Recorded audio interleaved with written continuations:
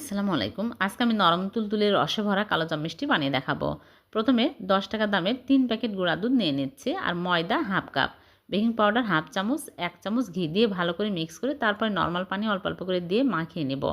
পানির পরিবর্তে লিকুইড দুধ দিয়েও মেখে নিতে পারবেন। তারপরে আমি হাত ধুয়ে হাতে তেল লাগিয়ে নিয়ে এরকম করে লম্বা কালোজাম মিষ্টি শেপ দিয়ে নিচ্ছি। গোল করে বানাতে পারবেন। একদম নরম করে ডোটা মেখে নিতে হবে, শক্ত করা যাবে না।